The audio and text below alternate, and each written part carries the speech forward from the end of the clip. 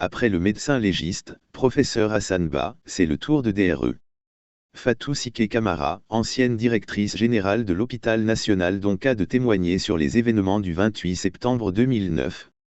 Elle comparaît ce 23 janvier 2024 devant le tribunal criminel de Dixun en tant que témoin. Dès l'entame de son témoignage, DRE. Fatou Siké a déclaré avoir été victime de diffamation, de calomnie, de maltraitance et de violence générale. Aujourd'hui l'occasion m'est offerte de donner ma version des faits. Moi ici devant vous, j'ai échappé 5 fois à la mort, a-t-elle indiqué, soulignant qu'elle a été victime d'incendie de son bureau, attaquée par la maladie à virus Ebola ou encore une erreur de diagnostic qui indiquait qu'elle est en phase terminale. Revenant sur les événements du 28 septembre, DRE. Fatou Siké dira que l'hôpital national d'Onka a reçu 815 blessés dont 177 hospitalisés et 32 cas de violence sexuelle. Nous avions des handicapés à vie. Les blessés avaient différentes lésions. 89 étaient des blessés par arme à feu, 389 par arme blanche, 3 cas de brûlure et 319 dont les lésions sont autres. Le jour du 28 septembre, dit-elle, 4 cas de violence sexuelle ont été enregistrés.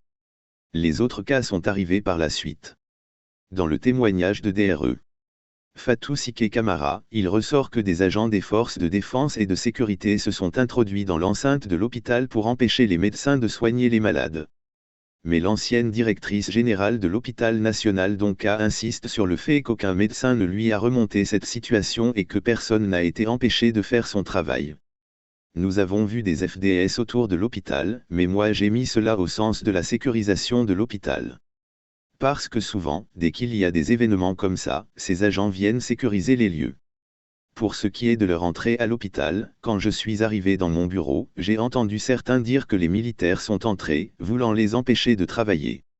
Ce que je reconnais en nos professionnels de santé, eux tous m'ont confirmé qu'ils les ont refoulés, qu'ils leur ont dit de partir et à aucun moment la tranquillité des soins n'a été interrompue. Aucun médecin ne vous dira qu'il n'a pas pu soigner un malade.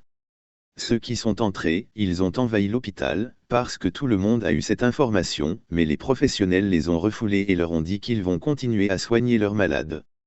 Mais personnellement, aucun militaire ne m'a abordé, aucun ne m'a menacé, a-t-elle expliqué. Sur le saccage de la pharmacie de l'hôpital, DRE.